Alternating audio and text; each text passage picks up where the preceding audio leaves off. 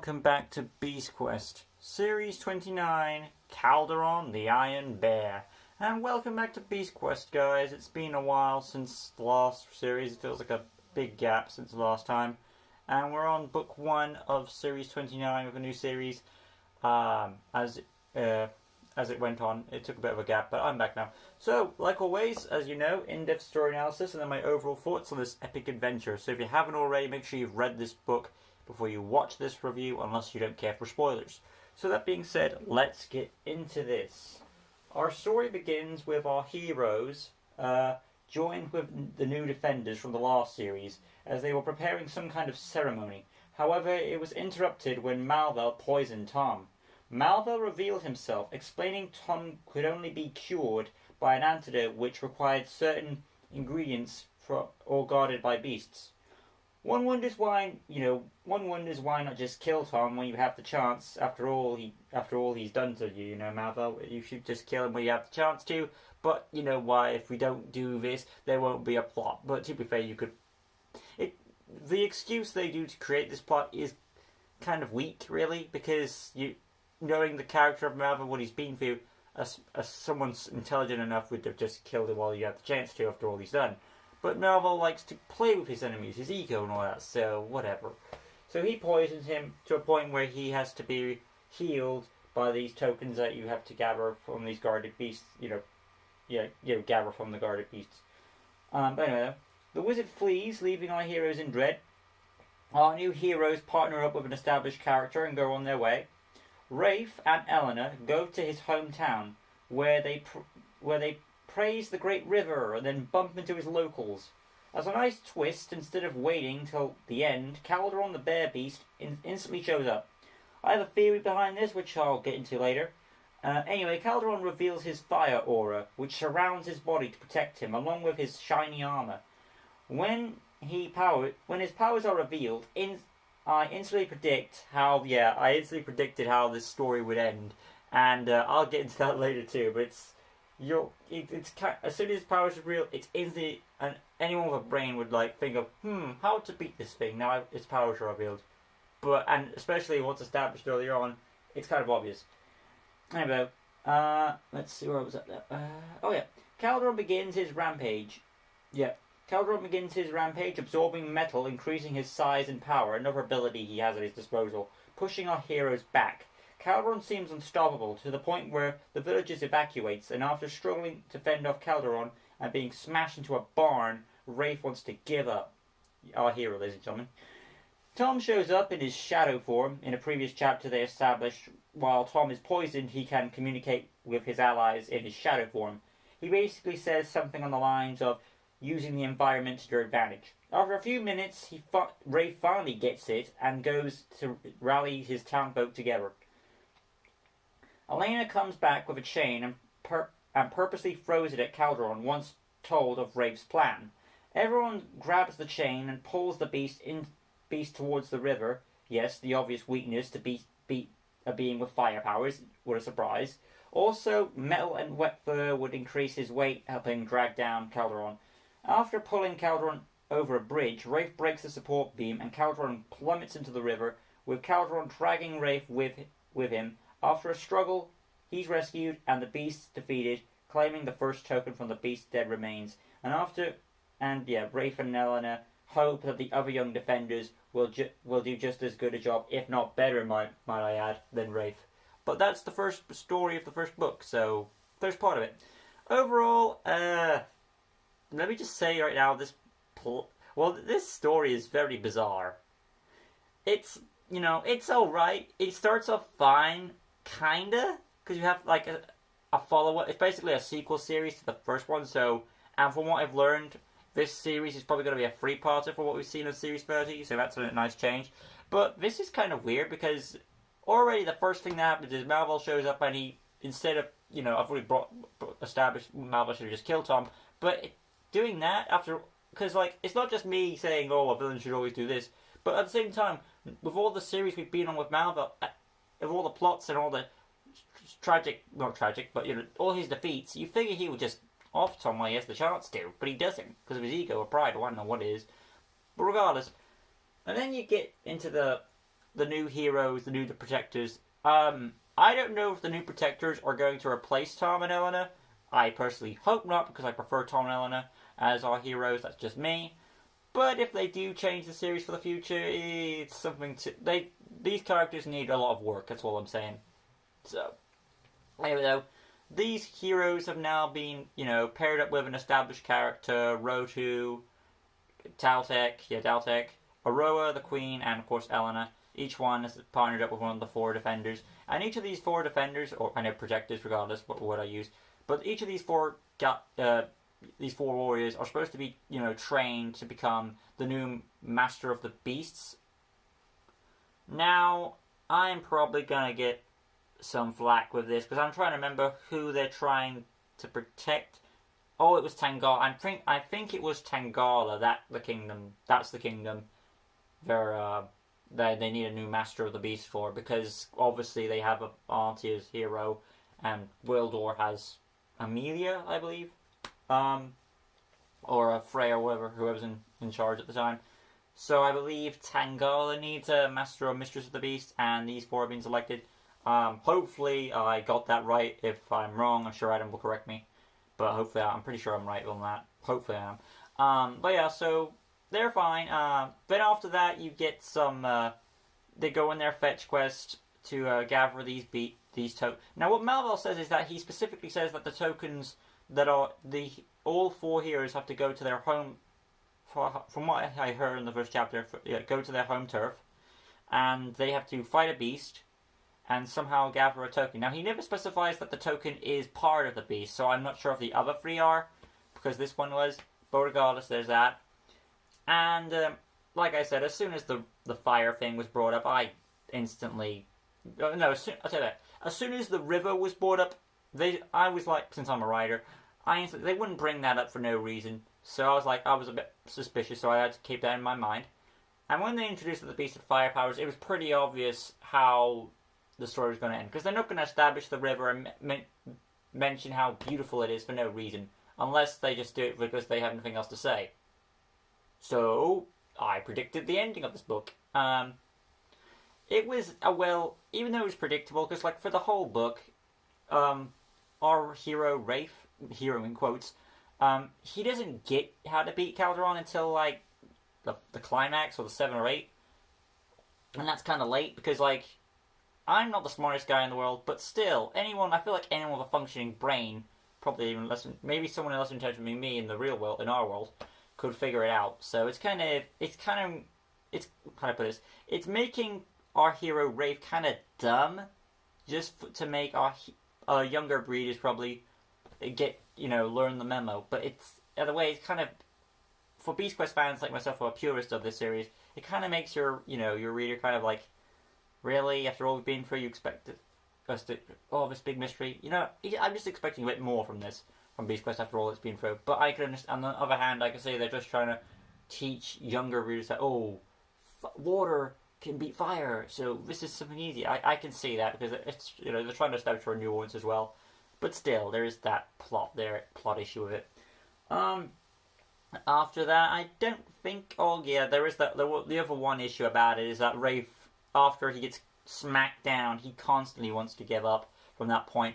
And then my friend Adam was like, nah, I don't believe he's going to give up. And then it wasn't helping the fact that Adam was reading his chapter, or I was reading his. I think he was reading it.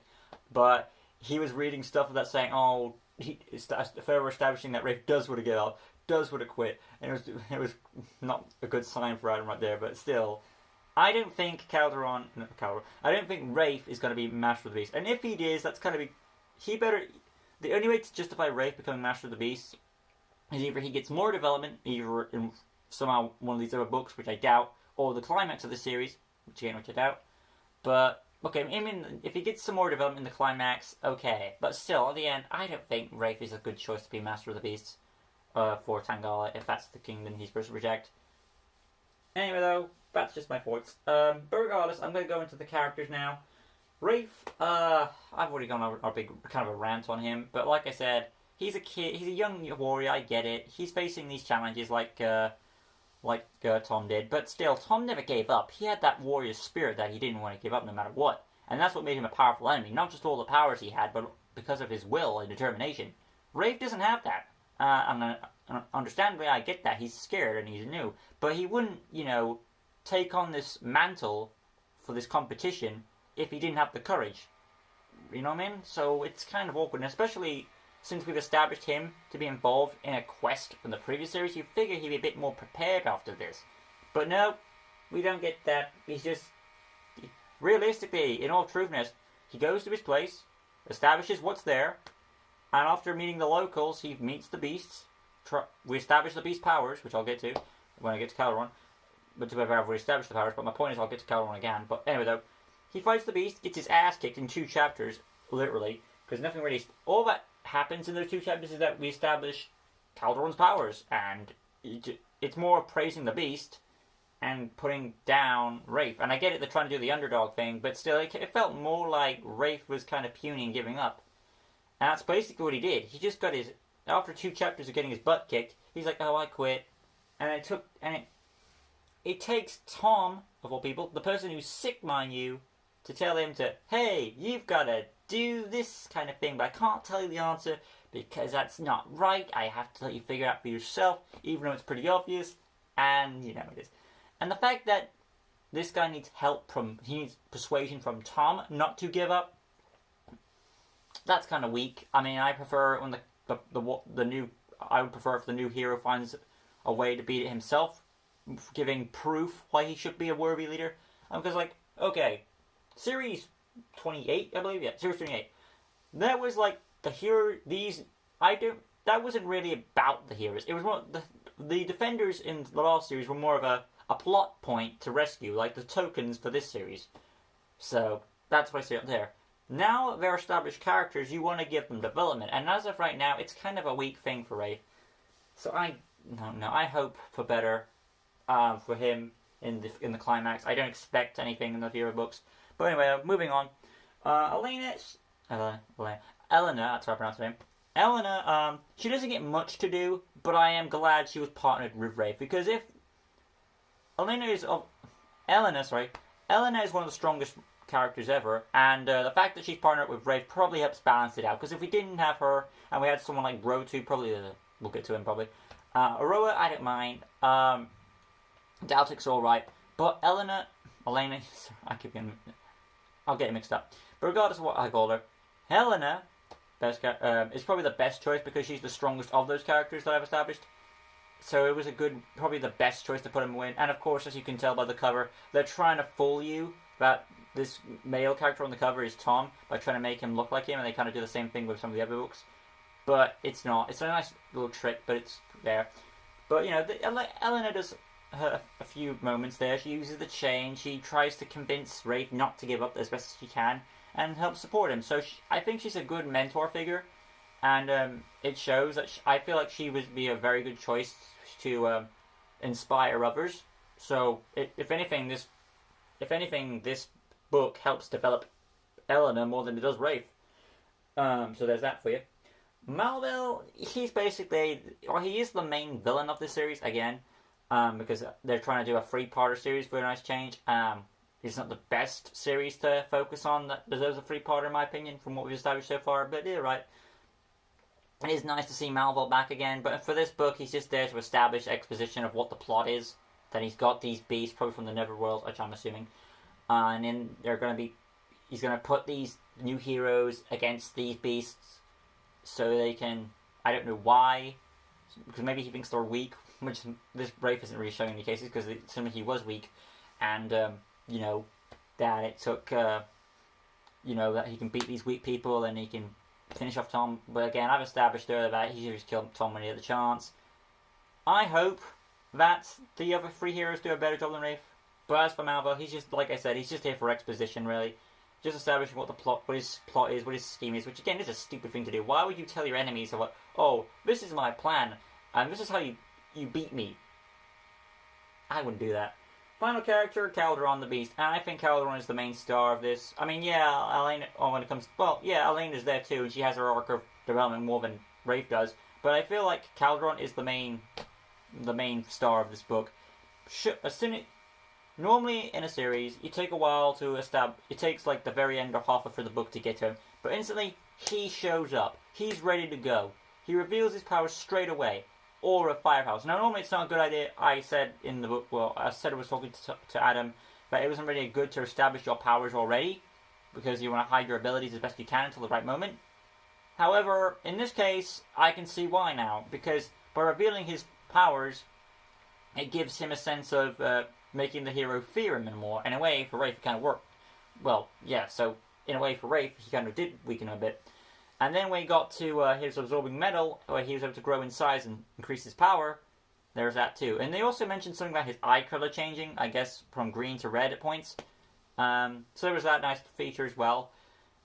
His armor makes him pretty cool. And I would say Calderon is an angry beast. But I think angry beasts are kind of dumb. I think the anger works to his advantage because, while angry beasts tend to be dumb, he kind of feels like a mix between two beasts. Kind of like one of those ultimate like a big power weapon type beast like Calderon, I talked to him about, and also a mix between Blood Bowl where he's got this armor protecting him. So there's that too. But as I said, instead of the anger being his weakness, in a way it boosts his strength by making his aura stronger. This fire aura that protects him, and then he's got this the metals protect him as well, along with his special ability which allows him to absorb metal. Anything metal, he'll absorb it into him, and it will make him grow in size and power. So in a way, his rage is more of a boost factor than it is a weakness. It isn't until the end where his own. I mean, if anything is his weakness, it's his own weight, really. It's his own weight and power that is his weakness. So how do I put this? His greatest strength is his weakness, because like I said, he has this fire aura. He has to protect him, but he also has this ability where he absorbs metal and he gains size and power. And while that is a good strength and all, the bigger and heavier he gets, the more weight you're putting onto himself. So by putting him on that bridge, it was kind of a bad idea. Well, for him anyway. Well, yeah, for him it was a bad idea. But yeah, his greatest strength is his greatest weakness. So in a way, he's kind of an interesting beast. And I had a lot of fun reading this book on a beast perspective, which is an interesting thing for me. So I think for someone like Adam, when he does his beast review, I think he will have a positive look on this more than a story analysis. I want a story analysis. This is a shit book. Okay, it's a shit book in a kind of way, but it's a bad thing in a fun way. Well, like the answers and you roll your eyes, laughing like, come on. So in a way, it's kind of like a little. Like, let's say, alcohol maybe? Like a little drink. A little drink you're not supposed to have, but it's okay to have one. On a one-off. Personally, I don't drink at all. And the way, it's got a predictable plot, and it makes you roll your eyes. And so in a way, it's fun in a way. So it's so bad it's good type situations. Overall, though, Calderon the Iron Bear, it is a mixed review for me. It is bad, it is predictable, but in a way it's kind of fun. So, depending on how the others go, I'm curious to see how this series goes. While Series 28 was kind of meh to me, I think Series 29 is slowly trying to transition to that. So, hopefully it gets better. Overall, I think I did a good job on this review, and analyzing on a story perspective, as well as trying to establish a few beast points. And I think I did a good job. I'm looking forward to the other Beast review when I get to it with Adam today, so hopefully that'll be great. Thank you all for watching, hope you guys enjoyed it, and I'll see you guys in the next book when I review that. Till next time, like always, peace out. Hey guys, welcome back to Beast Quest, Series 29, Book 2, and that of course being Garrox, the Coral Giant. So here we are with Book 2 of Series 29. And like always, guys, as you know how this goes down, in-depth story analysis and my overall thoughts on this epic adventure. So that being said, make sure you've read this book before watching this review, unless you don't care for spoilers. But that being said, let's get on with it. Our story begins with exposition of the plot, with the other three defenders gathering their ingredients while we come to Meandra and her process of retrieving hers. She mentions the iconic lighthouse that shines brightly on the days. She's along with Row 2, who tries to warn the villagers. Yeah, she's with Rotu. And of course, throughout the book, Rotu's going to be all cocky and full of himself and try like, oh, I'm the prince, so I've got power. Garrox arrives using his tentacles to create waves to flood the village. Our heroes try to stop Garrox, only to have their boat tossed over, and Garrox approaches. Our heroes turn the boat and make a retreat. However, Garrox was too fast. He caught up, lashing our heroes with waves. While overpowering our heroes, he fled, letting his wave attacks finish our heroes off, which I think is a subtle implication that he has an ego, as in Garrox. The heroes crash at the lighthouse island. They meet Myandra's brother, Tristan. When Garrox realizes they survived, he comes back to finish them off. Garrox lashes crazy, making Myandra having doubts. Tom gives her some advice not to give up, telling once again to use the environment to the hero's advantage. It's not as bad as it was Wraith, so I'll admit that. An epic battle occurs while Garrox attempting to drown Myandra, however she escapes barely. Myandra uses some explosive barrels with gasoline-like substance to lure Garrox into a trap. She engulfs her weapon in the chemicals, tosses it at Garrox, causing him to engulf in flames, leaving the next token recovered. So she's got that now. So, yeah. I literally balled through that story, didn't I? Like, just 2 minutes in, we're already done. But yeah, that's to bring it. The fact is, while the first book was kind of a, how do I put it? The first book was kind of a, it was so predictable how to beat the beast. This one wasn't. Well, it kind of is a bit all. At least the first book was all over the place, whereas this one, it's kind of padded and predictable. And I'll probably get to that in a bit more in detail. But first, I want to cut to the characters of the story, and then I'll get to the rest of my thoughts on that. So, of course, Myandra's our lead. She's okay for a hero. She's arguably the best thing of this book to me, Myandra. Because Garrox himself is kind of he has his moments, but he's just an upgraded version of Elko to me. But, like I said, Myandra, best part of this book. She's a strong, independent warrior, a great hero. She does have her doubts, and I think it was better executed than it was Wraith. And that's the strongest point of this book for me. From there, we've got Rotu. While he's also on a redemptive quest, trying to redeem himself for the past evil deeds he's done to Tangala.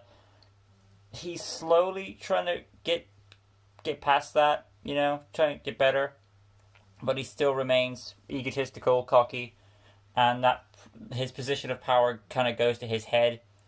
So there is that for you. But I wouldn't say enough. He may have a few moments, but to be fair, though, his position of power does allow them, more respect and a bit more leverage to get to places where they need to be.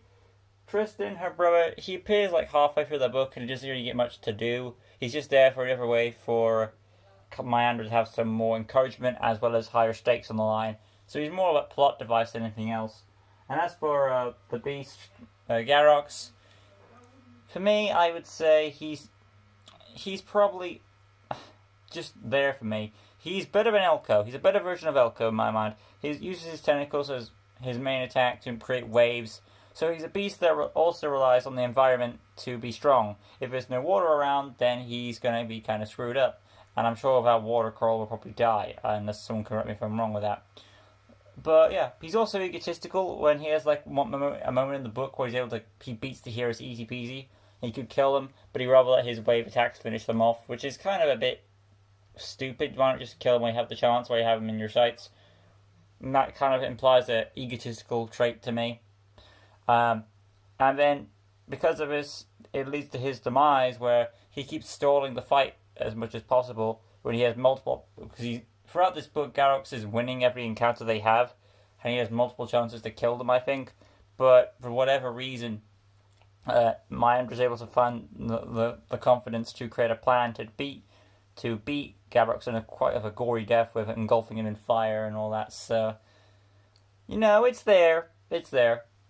But like I said, I think that as hard as this is to admit to myself, I personally think on a story level I do enjoy Calderon more. And I'm saying that is kind of weird for me to say, because Calderon had the Book of Calderon had such a predictable plot. This one, while it didn't have a predictable plot, it was just that it didn't interest me as much as Calderon's plot did. At least Calderon's plot was so predictable, I was waiting to see it turn out. In a way, Calderon was like, it was predictable, but I was laughing so hard at how predictable it was. I was like, oh my god, it can't get any worse. But so I think I had more fun with Calderon's story of how predictable and cliche it was than the story of Garrox's story and all that. Because Garrox's story is just, to me, it's just your generic Beast Quest story. Your hero has doubts, fights a beast that doesn't have anything special about him, that maybe a bit of an egotistical trait, but that's it. Because and you've got your token psychic Rotu, this there. So, the best thing about this book, in my opinion, like I said, is Myandra. The worst part for me, probably Garrox, because there was so much potential to have with him, but it was kind of dropped for a cliche beast that you could see your generic Beast Quest adventure. So there is that.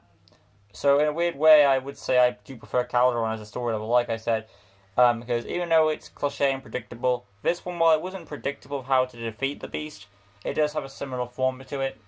But I feel like it was a more funny executed in Calderon with a better beast, a more incompetent lead, and okay. Like I said, Myandra is better. Myandra is better than Wraith, but it was Wraith's incompetence that made his arc more interesting, if that makes any sense. So overall, I think I enjoy Calderon than Garrox, in my opinion, as a story level, and both probably a beast level as well, because obviously Calderon's a more interesting beast. But yeah, there is my little analysis there of Garrox, the Coral Giant. Hope you guys enjoyed this review. If you did, smash that like button, subscribe for the good stuff, hit notification bell right one down below so you can stay in tune with all Beast Quest content on the channel, various other sources that are there. Thank you all for watching. Until next time, peace out. Hey guys, welcome back to Beast Quest with Series 29. Yep, Book 3, and that is Draca, the Winged Serpent. So, continuing on the series, that is, The New Protectors, is Book 3 of the series. So, like always, in-depth story analysis and my overall thoughts on this epic adventure. So, make sure you've read this book before watching this review, unless you don't care for spoilers. With that being said, let's get to the video. We get an exposition on the story for the readers who haven't been following along, and we address Nolan is a young warrior with family issues, except his brother Valen. Also, the Queen keeps the Queen who's coming with her, Queen Roa, keeps her identity a secret, not wanting to gather attention. They put themselves in position to work on a farm, and were sent to gather supplies from the town where they met the asshole Arun, a dude who talks down to people and only cares about the business. He gets ticked with Queen Aroa and starts a goon fight, while heroes escape custody and run into a mist stanking proportions, which was hinted at earlier on, but is now revealed to come from Draca. Draca attacks, revealing her powers, creating tornadoes with her wings. She has mist, obviously her mist that can stink up the place with the most stinky of smells, along with her poisonous venom, and she's powerful enough to destroy stone. Nolan, overwhelmed with his fight, with the fight with the rageful winged serpent, has doubts about completing the quest. Tom shows up to give words of encouragement and provides the eagle feather to help out with Nolan's battle. There seems to be consequences doing this, but Tom couldn't help in doing the right thing, even though there were challenges for the Protectors to earn the title. He felt the urge to step in and help, because he didn't want Malville's reign of terror to ruin them too, because how effective he's poisoned, so he doesn't want them to share the same fate. Basically, he's thinking of the bigger picture. Draca was led to a mill established early on, and then they rescued Nolan's brother Valen. In their next confrontation, Nolan slices off one of Draca's snake fangs. The fight continues, Draca destroying the mill piece by piece, plowing through with her body. However, it seems the more she did it, the more it would eventually tire her out to the point of death, which is obviously what the fight is building to. And after a big battle, Draca retreats, allowing our heroes to rescue the villagers and rally them together to finish off Draca. Our heroes came up with a plan using flour. When the moment was right, Draca was blinded in the next battle, sending her crashing through a house. She was about to fight again, only to pass out and die. Our heroes had won, and gaining another token for Tom's cure. Unlike stories before this, the main character Nolan, in this case, hoped the other three warriors were doing good on their journey too. So there we have the story of Draca, the Winged Serpent. It is to me basically a retread of a redo of Calderon, which take what you will. I mean, it's got some good elements in that knowledge, and that is, it's got some good elements in that knowledge where it's like, oh, it's not so exposition heavy because Calderon was book one, but I felt Calderon did the story better, and number two, it was the original. That's just me. But that being said, I'll get into the characters and then my overall thoughts. We have the first one, which is Nolan. This is his story. His big, because each one of these token characters is getting more of a main role compared to what they were last series, which was a token rescue piece. But now they have their own story, and this is Nolan's. He's an alright companion. He's very reserved. I think Myandra's still the best out of the four. What we've seen though, because Riff was kind of, I don't know, out of the four so far, he was the most likely to quit. This one, he's probably the second best so far, from what I've seen. Even he just has similar traits to Rafe, but he also has some family issues, which is relatable for a lot of people.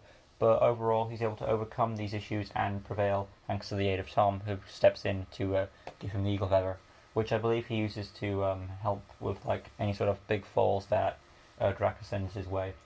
Aroa, she's probably, I would say, aside from Draca, she's probably the best element of the book, with her character being, she's like a good and noble person trying to step in and do the right thing. So she was a highlight for me of the story, and I did enjoy her scenes when she popped up.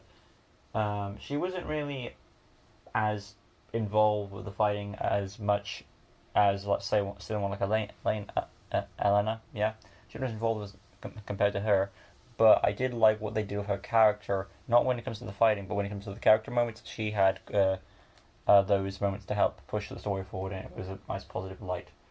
Valen is basically the token rescue character. He's a good brother who believes in Nolan's wishes and dreams, but of course he's captured to be a plot device to help motivate Nolan to get him forward. So that's basically his purpose is really. And then we come to Draca herself. She is a powerhouse beast. Me and Adam were flicking on what type of beast she would be. But as it progressed, I think it came more and more apparent what I believe her to be. She, to me, is like a destructible force type beast, like a killing weapon machine, like Coron, or maybe something like Blood Boar as well, where he was plowing through and, going through all that stuff and surviving all those impacts. She's very Rachel, because she seems to the point where, she wants to always be on top. So, but that also leads into her, she's also revealed to have an ego, because at one point she starts gloating about killing Nolan. So it seems the power, her great power, does go to her head. I think Calderon had this issue too. I don't think it was as bad. As this, but I'm not too sure on that. But it is interesting to see a Rachel beast with an ego, and I think what I'm thinking is that her ego came first, and then she had a rage built up after that. Like she was so confident in her powers that she just was like, oh, I'll just rage for every fight I go through, and that combined, makes, or maybe I was thinking about it. Maybe it is the rage that came first, and that's what led to the ego, because she was so powerful and she couldn't be stopped. So yeah, I take that back. And rework it. It is, of course, the rage that came first, and that's what led to the ego. So, which could probably prove a weakness in the Battle of the Beasts if she ever comes into play for that. So we shall see. When it comes to her powers, she's got a lot of abilities going on for her, which of course I did establish in the story analysis, but I think I still have them in my notes here. Oh yeah. Revealing her powers, yep, create tornadoes that she did. She can create tornadoes with her wings.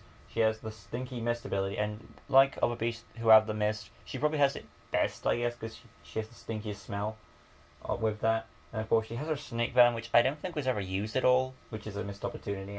Unless probably someone in the book can say, "Oh no, she used it here," but to my knowledge, I don't think she did. After that, she does have, of course, powerful enough to destroy for stone, which leads into her plowing, which leads her to plowing through stuff, destroying it with her body and all that. And there was one other thing. No, I think that was about it. But yeah. And overall, though, she does prove to be a powerhouse. She's able to plow through stuff to the point where a lot of destruction is laid. So she's more. I would say she's probably the most effective beast. Calderon had this too, but I think Draca is the most destructive of the ones we've come across. So there is that for her. After that, which builds up to the mill. It seems though, as the fight progressed, her own power was her own downfall. There was a point where she could have killed Nolan, but she started gloating about it, and she should have just gone for it when she had the chance. Because as the fight progressed, well, she didn't really gloat. It's more like she just glared in happiness and all that. So it was kind of a gloat in a way. But regardless, the fight. Every time she used her plowing ability, she would either be forced to back off, or Nolan was just barely able to escape. But regardless, I see that, well, from what I saw in the fight anyway, that her greatest ability is also her greatest weakness, because the more she used it, the more weaker she became as the fight progressed, plowing through that mill several times, to the point where she got weaker and weaker, where she was forced herself into a retreat. But then the people came back, and they rose in power, and of course, she was tossed into another house, and that led to her demise, because she did survive the crash, but it was the result of the crash that led to her passing out and dying. So she took a while to take down, but it was worth it. I do think beasts like Warlock could probably. I feel like someone like Warlock, he could take her down. I feel like Grixer's tougher, but she's a very powerhouse type beast, like another weapon, like one of these ultimate killing weapon machines. But she does have her rage and her ego, which her ego is kind of a downfall, but most importantly of all, her greatest ability is her biggest downfall, and that, like I said, is the plowing through stuff. With her body, destroying through stuff, plowing through it. It just builds and builds all the way to her demise. I did actually also compare her to type of like a creature from the Avengers, those worm machines, and I think they were also in Dark of the Moon too, where she's able to plow through stuff. So there's a nice reference there.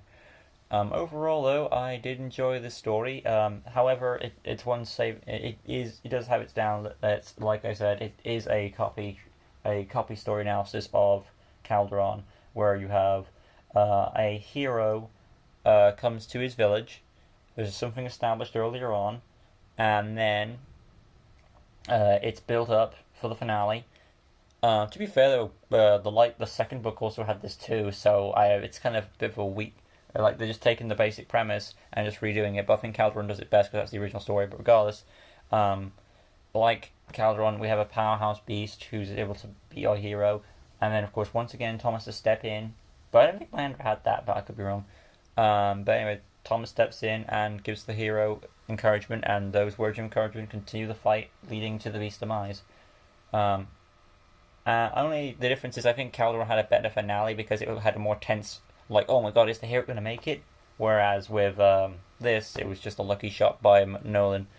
But so I think out of the ones we've had, I think this is the weakest to me on a story level, because Lander was the best of the three companions. Calderon was the original idea of the story, but it was bad. It was so obvious what the plot point was. It was in a way funny to me, so it brought me some laughs. So I would say Draca is a great book and all.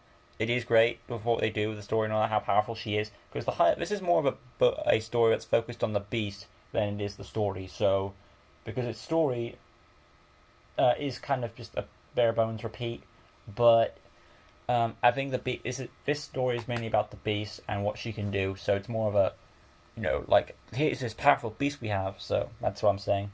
Overall, I did enjoy this on a beast level.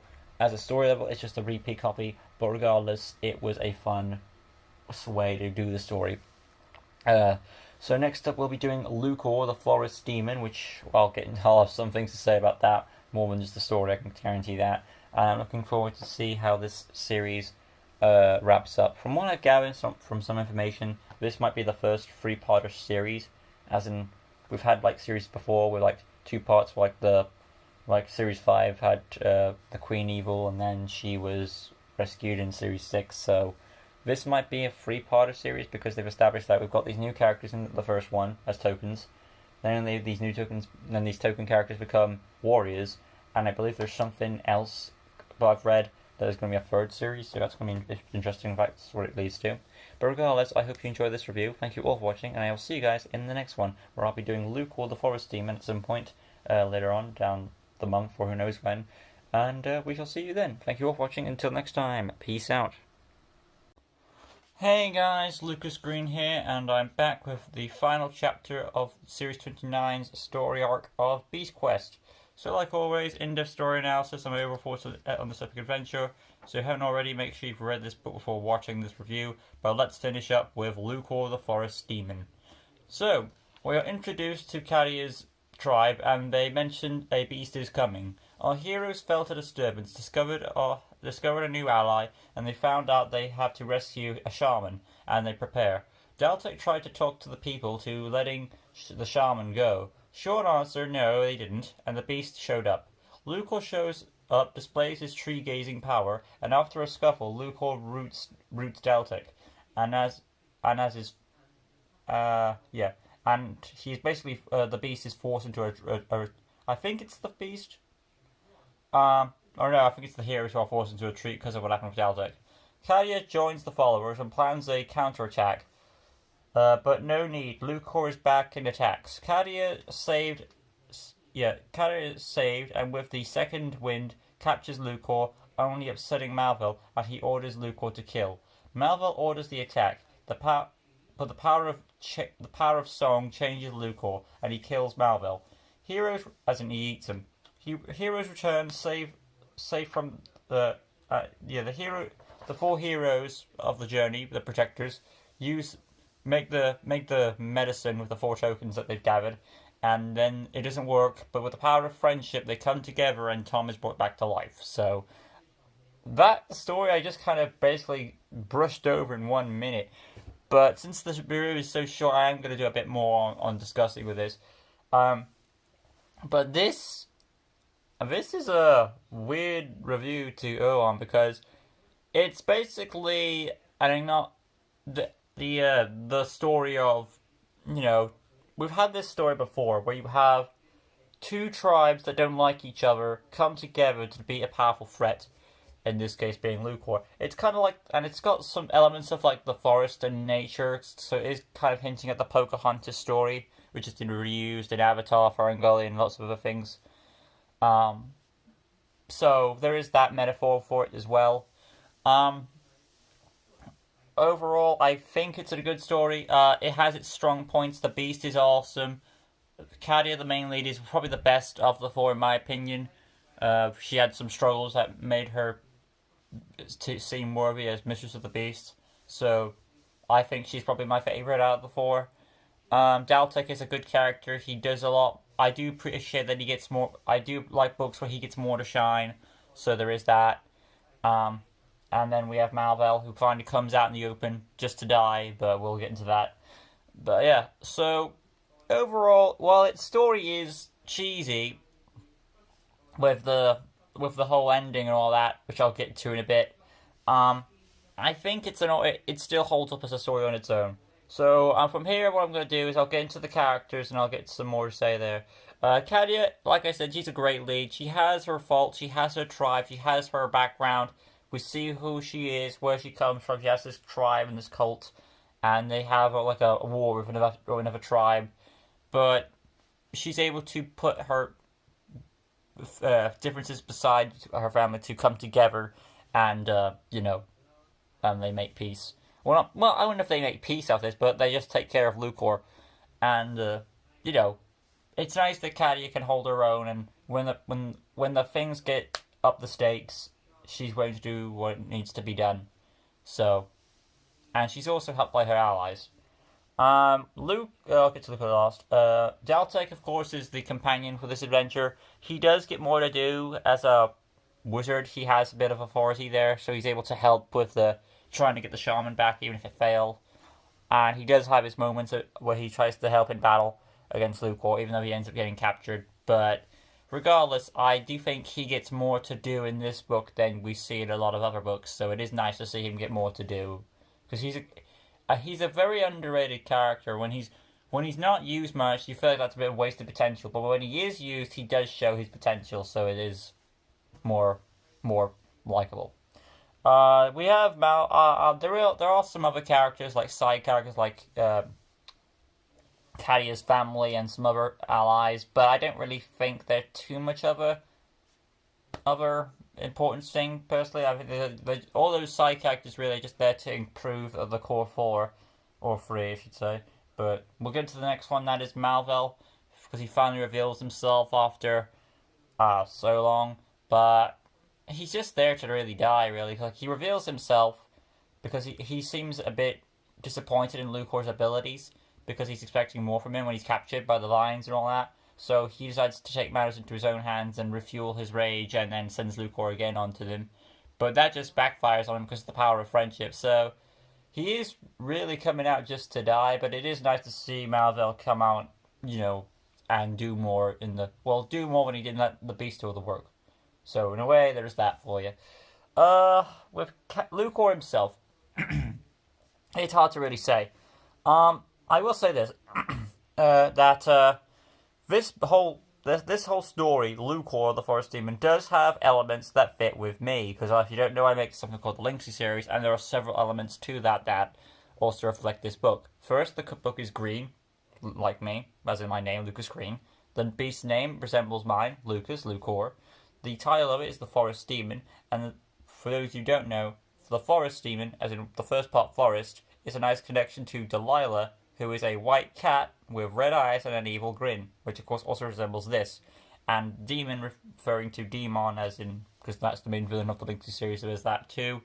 And as a nice little touch, this creature, Lukor, does resemble something that Tim Burton would make, and I think in a way he kind of has, with the Bandersnatch, I believe it's called, in Wonderland. So there are some hints there. And I will say this, as badass as Lukor is, he does have one of the cutest tails in all of Beast Quest, so there is that little adorable thing from it. Anyway though, aside from that, Lukor, he's a badass beast, able to turn people into trees, able to use the forest as an advantage to give him more field power, so his ability also benefits the creature that he is. And then he does have a bit of an ego, I'm afraid, when he's possessed with Malvel's magic. So there is that for him, because he feels like he's so powerful because of Malvel's influence. But he ends up getting captured. And then he has the green eyes, again, another reference to the Linksy series, when he's back to his good side. Now the question is, do I think Lukor is more powerful when he's good, or do I think he's more powerful when he's evil? Well, Lukor good was able to eat Malvel. Lukor bad was able to hold against the tribe. So it's very debatable which one is stronger. Me, personally, if I had to choose who is stronger, I would say Lukor good, because he was able to kill Malvel. Yeah, Malvel might come back, because there are ways he can return. But I am curious to see how Malvel does come back from being swallowed. So, there is that. But then again, he's been a ghost before, and is able to use people's vessels to make a new body for himself. So, there are ways he can return. But overall, I think Lukor good is stronger than Lukor bad, personally. The darkness just enhances his evil traits, but I feel like when he's back to his purest self, he's able to become more. He's able to kill wizards. But there's that for you. So I'm hopeful that when we get to Battle of the Beasts, that we're able to still keep. Because if you don't know, me and Adam Ferns, we do Battle of the Beasts. Well, he mainly does it. I just do some editing for him. But we do try to discuss how we do things with the beasts, and I'm hoping that he does both sides of the coin, with the good and the red and the red and the green eyes.